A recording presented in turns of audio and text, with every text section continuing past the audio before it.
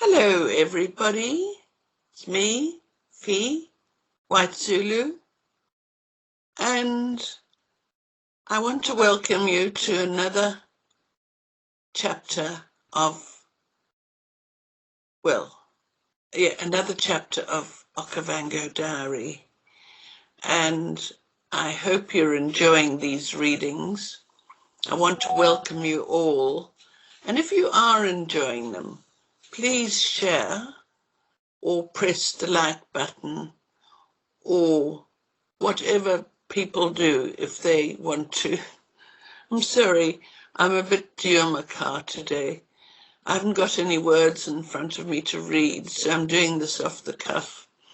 However, this is a greeting to you all and a welcome, and I hope that you enjoy these chapters that I'm reading out. They go out twice a week, Wednesdays and Saturdays, if all goes well.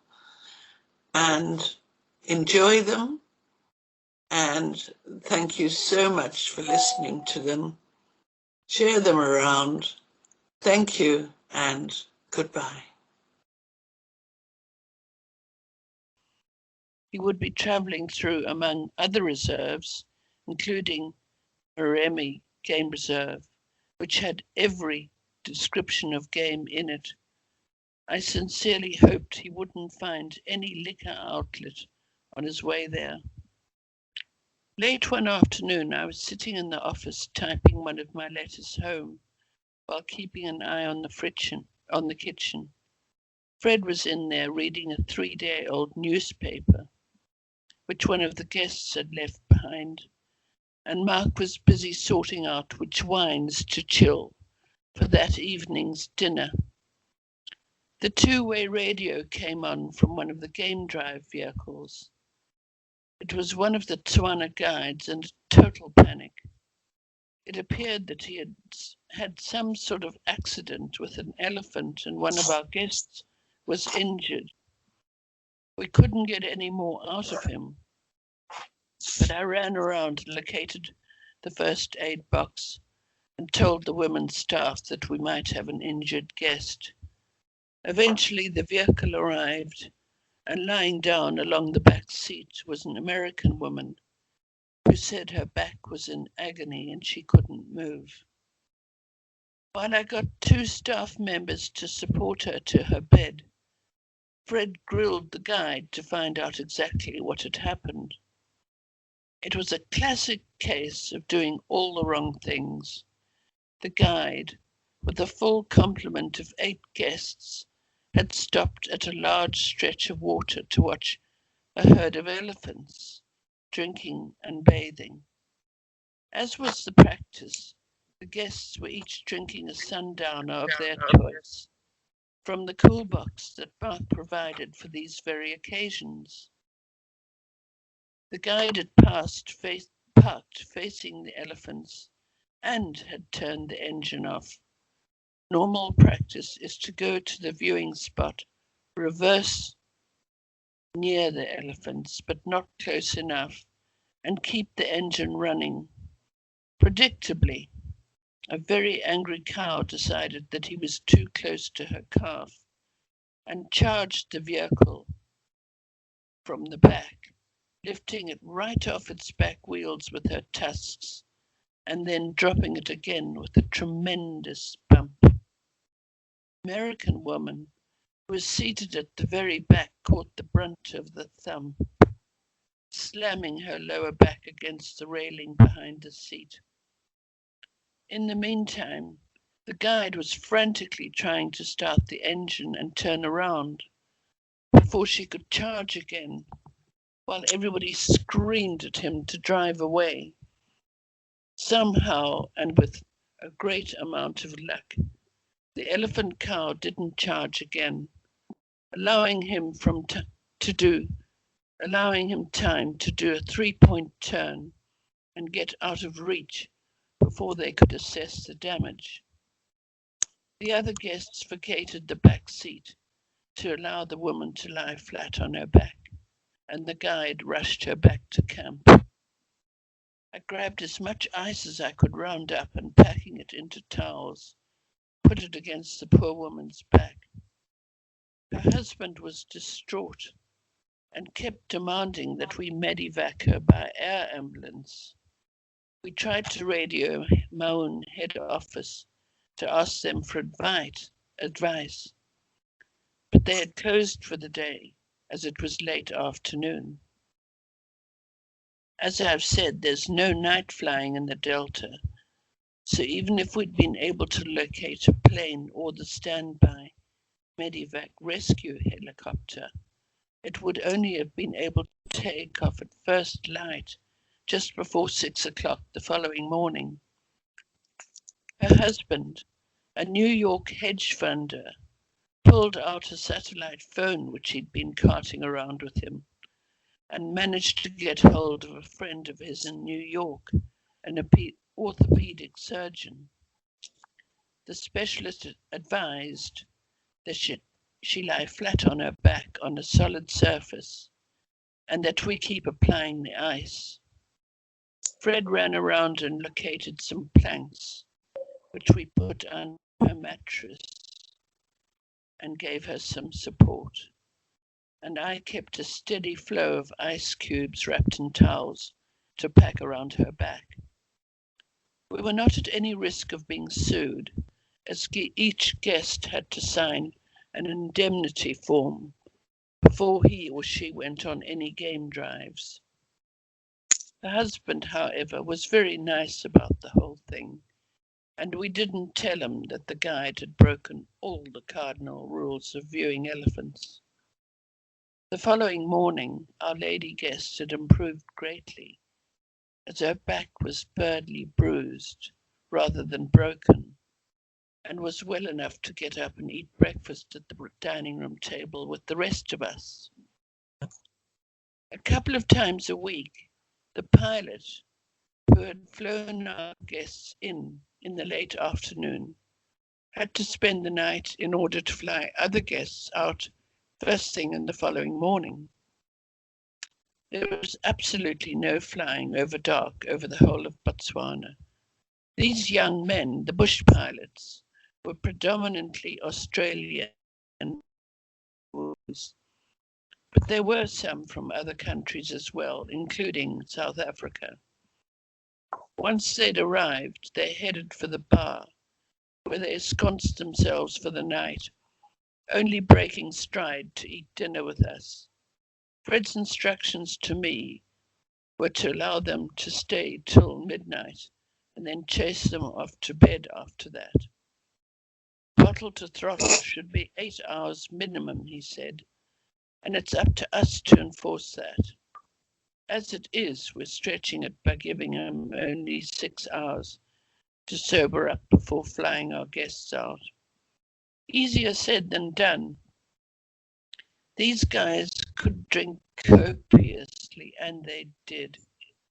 Mark would go to bed earlier, as it was his job to get up at 5 o'clock to get guests ready to go out on early morning drives by giving them coffee, rusks and muffins, and make sure they all got into the right game viewing vehicles. That left Fred and me to wrangle the pilots. It was sometimes getting on for 2 in the morning when we'd finally have to bodily remove them from the bar stools and support them staggering and their knees buckling to their respective huts. The following morning, I would take a huge jug of very strong black coffee and crash into their accommodation, banging the tray down, pouring them a large mug of this brew.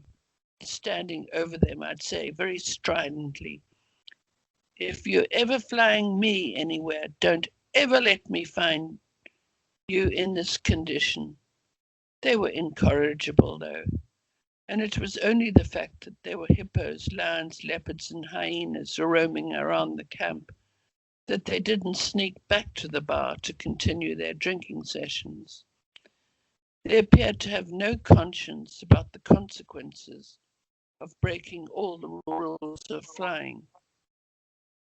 Our guests, too, being on a very expensive holiday, liked to stay up as long as it pleased them.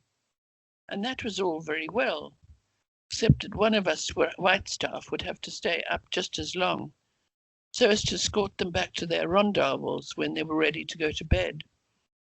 It was just too dangerous to allow them to stumble around in the dark with all those animals in the camp as well. All the Botswana staff had long gone to bed, been driven back to the village in the bakkie by one of the guides. The other two guides lived in the camp on the other side of the workshop. We had a boma, which is a wide, big, open shelter, looking the floodlit waterhole, and shielded on three sides by screens made from reeds woven together. After dinner every night, our guests were invited down to the boma where coffee was served. Then came the liqueurs, brandy and port, and we'd all sit comfortably in deck chairs, leaning back and admiring the African skies, while a big bonfire crackled and flame sprites leapt and danced in the center. Our constellations in the southern hemisphere, particularly on the Tropic of Capricorn, are particularly spectacular. We have the Southern Cross with the southernmost star pointing to the celestial South Pole. There are others like Oriion's Belt and many more that I've since forgotten, which we pointed out to our guests. But the most spectacular was the Milky Way, which actually blazes across the entire sky.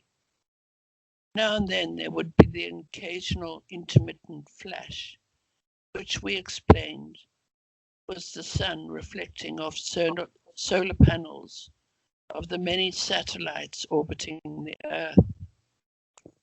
In return, the guests gave us snippets of news that had hit the headlines recently. I think we were the only people on the planet who didn't know about the death of Gianni Versace or Mother Teresa. One particular shock was the tragedy that was Princess Diana's death, which we didn't hear about for about nearly a week, until casually one night a guest said during dinner, what a pity it was about her. We three camp staff inquired why it was a pity, and were told that she was dead, and the funeral had already taken place. Hello, everybody.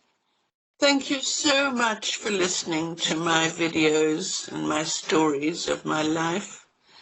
And I want to thank John Moslane for being what I call the sound engineer, but I'm sure there's a more professional word for it. However, faithful, and for 4 years now, I think, he has been here for me every Wednesday. Well, I think it's Wednesdays, but once a week to record 2 chapters of whichever book it is I'm reading. And without him, this couldn't be done. So a big thank you to John.